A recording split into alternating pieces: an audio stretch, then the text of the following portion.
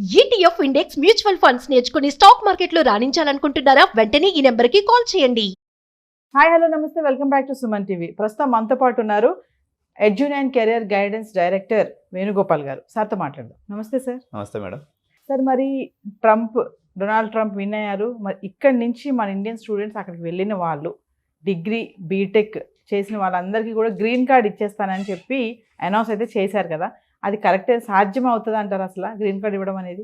అయితే మేడం, యాక్చువల్గా ట్రంప్ తన యొక్క క్యాంపెయిన్ చేసేటప్పుడు ఇదైతే ఒక బిగ్ బూస్టింగ్ అనౌన్స్మెంట్ లాగా ఈ మాట అయితే చెప్పాడు. ఏమని చెప్పారంటే, ఎవరైతే ప్రపంచ దేశాల నుంచి విద్యను అభ్యసించడం కోసం అమెరికాకు వచ్చి అక్కడ గ్రాడ్యుయేషన్ లేకపోతే పీజీ ఎంఎస్ చదవడానికి ఎవరైతే వచ్చి అక్కడ చదువుకుంటారో వాళ్ళకి చదువు అయిపోయిన వెంటనే నేను గ్రీన్ కార్డు ఇస్తాను.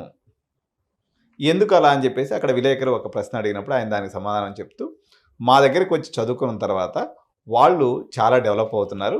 ఆ డెవలప్ అయినటువంటి నాలెడ్జ్ తోటే వాళ్ళు తిరిగి వాళ్ళ స్వదేశాలకు వెళ్ళి అక్కడ గొప్ప గొప్ప కంపెనీస్ అన్ని స్టార్ట్ చేసి వాళ్ళు మా అమెరికన్స్కే కాంపిటీషన్గా వస్తున్నారు. అదేదో వాళ్ళు ఇక్కడే గ్రీన్ కార్డ్ ఇచ్చేసేస్తే ఆ మేధాశక్తి మొత్తం కూడా నా దేశానికి, అంటే అమెరికా దేశానికి ఉపయోగపడుతుంది అనే భావనతో నేను ఈ నిర్ణయం తీసుకున్నాను. ఎప్పుడైతే నేను ఆఫీస్ అజ్యూమ్ చేస్తానో దీని మీద సత్వరమైనటువంటి నిర్ణయాన్ని తీసుకుంటాను. This was the announcement made by Donald Trump in the campaign. అయితే దీని యొక్క సాధ్యాసాధ్యాలను పరిశీలించాల్సి వచ్చినప్పుడు అమెరికా యొక్క ప్రజాస్వామ్యం యొక్క స్ట్రక్చర్ని గురించి మనం ఆలోచించాలి మేడం. ఇప్పుడు అక్కడ అధ్యక్షుడు ఎవరైతే ప్రెసిడెంట్ ఉంటారో ఈ ప్రెసిడెంట్ యొక్క నిర్ణయము ఒక్కటే ఏకంగా చెల్లుబాటు అయిపోయి అది చట్టంగా మారిపోదు. సో ఈయన చెప్పినటువంటి మాట నిజం కావాలి అనుకున్నట్లయితే ఈయన ఇనిషియేషన్ తీసుకున్న తర్వాత అక్కడ ఏదైతే పార్లమెంట్ ఉంటుందో 535 మంది సభ్యులు ఉంటారు మేడం. అందులో ఇప్పుడు మన దేశంలో పార్లమెంట్ ఎట్లా ఉందో అమెరికా కూడా పార్లమెంట్ ఉంటుంది అనమాట. అందులో ఇక్కడ ఎగువ సభ దిగువ సభ అని మన పార్లమెంట్ ఎట్లా ఉంటాయో అక్కడ కూడా 2 సభలు ఉంటాయి. ఆ 2 సభలకు సంబంధించినటువంటి సభ్యులు 535 మంది ఉంటారు. అందులో డెమోక్రాట్స్ రిపబ్లికన్స్ అందరూ కలిసి ఉంటారు అనమాట. వీళ్ళు మంచి మెజారిటీతో ఆ చట్టాన్ని ఆమోదించినప్పుడు అది చట్టం పొందాల్సి అది జరుగుతుందన్నమాట. సో దీని యొక్క ఇంప్లికేషన్స్ ఎలా ఉంటాయి, అంటే పరిణామాలు ఎలా ఉంటాయి అనేది చర్చ జరిగినప్పుడు ఇప్పుడు దీనివల్ల ఏమవుతుందంటే, ఇందాకే మనం అనుకున్నట్టుగా 4500 యూనివర్సిటీస్, దాదాపు 8000 కాలేజెస్లో ఉన్నటువంటి కాలేజెస్ అన్నీ కూడా చెత్త చెదారం మొత్తం కాలేజీలు ప్రపంచ దేశాల విద్యార్థులతో నిండిపోతాయి. ఇప్పటికే అమెరికా యొక్క ఆర్థిక వ్యవస్థ ఏదైతే ఉందో అది కొంత తిరోగమన దిశలో, యుద్ధాల వల్ల అనుకోండి, లేకపోతే బైడెన్ అడ్మినిస్ట్రేషన్ సరిగా చేయనందువల్ల చాలా కొన్ని లక్షల కోట్ల డాలర్స్ వీళ్ళు డెట్ అంటే అప్పుతో కూడుకున్నటువంటి ఆర్థిక వ్యవస్థను నడుపుతూ ఉన్నారు.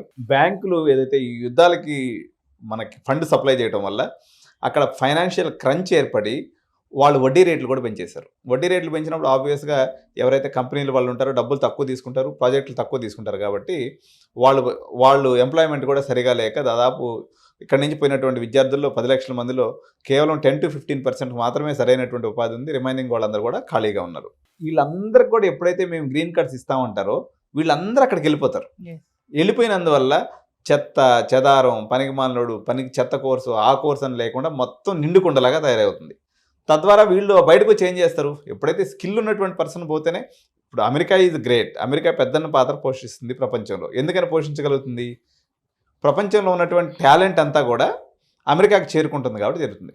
కాబట్టి ఈ నిర్ణయము ఆయన ఏమో అంటే డొనాల్డ్ ట్రంప్ ఎలా ఉంటుందంటే జుమ్లా మాటలు చాలా చెప్తుంటారు అనమాట. నాకు తెలిసి ఇది జుమ్లా మాటగా తీసుకోవాలి తప్ప, ఒకవేళ ఇది నిజమైతే మేలు జరుగుతుందా అంటే మేబీ ఒక్క జనరేషన్కి మేలు జరగవచ్చు. ఎందుకంటే ఇప్పుడు ఎగ్జాంపుల్ ఏమవుతుందంటే మేడం, ఒకడు ఉన్నాడు, ఒక బీటెక్ 4 ఏళ్ళు కష్టపడి దాదాపు అన్ని సెమిస్టర్స్ ఎగ్జామ్స్ రాసి ఎంతో డే అండ్ నైట్ వర్కౌట్ చేసి ఒకటి సర్టిఫికేట్ తెచ్చుకుంటాడు. ఇంకోడు 4 లక్షలు 5 లక్షలు ఇచ్చి ప్రింట్ కొట్టుకొచ్చుకుంటాడు. ఇప్పుడు వీళ్ళ పరిస్థితి ఏమైపోతుందంటే వాళ్ళు కొన్ని సంవత్సరాల పాటు, ఎందుకంటే ఇప్పుడు గ్రీన్ కార్డు వీసా పొందాలన్నట్లయితే దాదాపు 40 ఏళ్ళు 30 ఏళ్ళు వెయిటింగ్ పీరియడ్ ఉంది. ఇంత వెయిటింగ్ పీరియడ్ని ఉన్నటువంటి ఈ పరిస్థితుల్లో వీళ్ళు సడన్గా ఇప్పుడు ఎంఎస్కి పోయేసి 30 లక్షలు ఖర్చు పెట్టేస్తారు, ఏదో ఒక కోర్స్ చేసేస్తారు, డైరెక్ట్గా గ్రీన్ కార్డు తీసుకుంటారు. అంటే ఇంకా దానికి విలువే ఉంటుంది. కష్టపడతాం. ఇప్పుడు ఎంబీబీఎస్ అనేది ఎందుకు కష్టం అంటే, ఎంబీబీఎస్ చేసినోడికి ఎందుకు కష్టం అంటే 5.5 సంవత్సరాలు ఎంబీబీఎస్ చేసి మళ్ళీ 3 ఏళ్ళు ఎండీ చేసి ఆ తర్వాత మళ్ళీ స్పెషలైజేషన్ ఒక 2 ఏళ్ళు చేస్తే దగ్గర ఒక 10-12 ఏళ్ళు స్పెండ్ చేస్తాడు. కాబట్టి వాడికి సమాజంలో ఒక విలువ. అట్లా కాకుండా 6 నెలల్లో ఎండీ కోర్సు ఎంఎస్ కోర్సు ఇచ్చేస్తానన్నారు అనుకోండి, ఇంకా దానికి విలువ ఉంటుంది, ప్రతి ఒక్కరు చేసేస్తాడు. సో అట్లా గ్రీన్ కార్డు యొక్క విలువ పడిపోతుంది. ఈవెన్ ఇప్పుడున్నటువంటి పరిస్థితుల్లో కూడా అమెరికాలో ఇప్పుడు మన గ్రీన్ కార్డ్ హోల్డర్స్ కానీ తీసుకున్నప్పుడు అంటే ఇష్యూ జరుగుతుంది తీసుకున్నప్పుడు ఫస్ట్ ప్లేస్లో మెక్సికో ఉంది మేడం. దాదాపు 1,37,000 గ్రీన్ కార్డ్స్ అనేది వాళ్ళకి ఇష్యూ అవుతుంది. సెకండ్ ప్లేస్లో 1,27,000 మందితో భారత్ సెకండ్ ప్లేస్లో ఇప్పుడు కూడా ఉంది. సో ఇది కార్యరూపం దాల్చడం ఏదైతే ఉందో అత్యంత సంక్లిష్టమైనటువంటి ప్రక్రియ. అమెరికాలో ఉన్నటువంటి ఈవెన్ భారతీయులు, అక్కడ ఉన్నటువంటి green card holders, senate members, లేకపోతే కాంగ్రెస్ మెంబర్స్ ఎవరైతే ఉన్నారో వీళ్ళందరూ కూడా వ్యతిరేకించేటువంటి అవకాశం ఉంది. ఇది జరగడం వల్ల టెంపరీగా భారతీయులకు మేలు జరుగుతుంది. కానీ ఇప్పుడు మనం ఒక రకంగా చెప్పాలంటే కంపారిటివ్గా ఇతర దేశాల వాళ్ళతో పోల్చుకున్నప్పుడు కొంత డిసిప్లైన్గానే ఉంటాం. అమెరికాకు పోయినటువంటి మన భారతీయులందరూ కూడా ఇల్లీగల్ ఇమిగ్రెంట్స్ ఎక్కువ మంది పోరు. కానీ ఈ షార్ట్ కట్ మెథడ్స్ ఉపయోగించి అడ్డదారుల్లో వచ్చి అమెరికాకు వచ్చి సెటిల్ అయ్యి గ్రీన్ కార్డుల కోసం ప్రయత్నించేవాళ్ళు చాలామంది తయారవుతారు అనమాట. అడ్డదారుల్లో పోయేవాడు వాళ్ళతో మన కాంపిటీషన్ తట్టుకోలేక ఇక్కడ ఆల్రెడీ నిరుద్యోగం ఉందని అడిగిపోతే అక్కడ పరిస్థితి కూడా అట్టే తయారయ్యేటువంటి అవకాశం ఉంటుంది తప్ప ఇదైతే అంటే ఆయన ఏదో ఒక కండిషన్స్ పెడతాడు. నాకు తెలిసి నేనేమనుకుంటున్నానంటే ఐవీ లీగ్ కాలేజెస్ అనేవి ఉంటాయి మేడం. ఐవీ లీగ్ అంటారు అనమాట. ఐవీ లీగ్ కాలేజెస్ అంటే ఇప్పుడు హార్వర్డ్ ఇట్లా ఏదైతే మన పెద్ద పెద్ద టాప్ అంటే క్యూఎస్ ర్యాంకింగ్ అనే ఒకటి ఉంటుంది అనమాట. ఈ క్యూఎస్ ర్యాంకింగ్లో టాప్ 100లో ఉన్నటువంటి యూనివర్సిటీస్ ఎవరైతే అవుతారో వాళ్ళ వరకు ఇష్యూ చేయొచ్చు అని అనుకుంటున్నాను తప్ప అడ్డమైనటువంటి ప్రతి కాలేజీలో చదివినటువంటి విద్యార్థికి అయితే గ్రీన్ కార్డ్ ఇచ్చేటువంటి అవకాశం లేదని చెప్పాలి మేడం. అంటే సార్ వీసా డిలే అవ్వడము, హయ్యర్ రిజెక్షన్స్ కూడా ఉంటాయంటారా? వీసా డిలే అవ్వటము, హైయర్ రిజెక్షన్స్ అనేవి ఎట్లా అంటే మేడం ఇప్పుడు ఒకటి ఏంటంటే ఈ గ్రీన్ కార్డు విషయంలో పాలసీ ఏదైనా కానీ తీసుకున్నప్పుడు మాత్రం లక్షలాది మంది అప్లై చేసుకుంటారు కాబట్టి ఆబ్వియస్గా ఇప్పటి వరకు మనం చూసినటువంటి దాంతో వీసా రిజెక్షన్ రేటు 22%. అంటే 100 మంది అప్లై చేసుకుంటే 22 మంది రిజెక్ట్ చేసినటువంటి పరిస్థితి ఇస్తాం. బట్ జనరల్గా చూసుకున్నప్పుడు మనం ఎవ్రీ 100 మెంబర్స్కి 12 to 13% రిజెక్షన్ రేట్ అనేది ఉంటుంది మేడం, వీసా రిజెక్షన్ అనేది. అంటే ఇప్పుడు మీరు అన్నట్టుగా గ్రీన్ కార్డ్ ఎవరైతే వెళ్ళి అక్కడ చేశారో అది అంత సాధ్యం కాదని అంటారు. జనరల్గా అయితే సాధ్యం కాదు మేడం. ఎందుకంటే ఇప్పుడు అది రాచరికం కాదు. అమెరికాలో పూర్తి స్థాయి ప్రజాస్వామ్యం ఉంటుంది. దాదాపు 53 రాష్ట్రాల సమాహారం అది.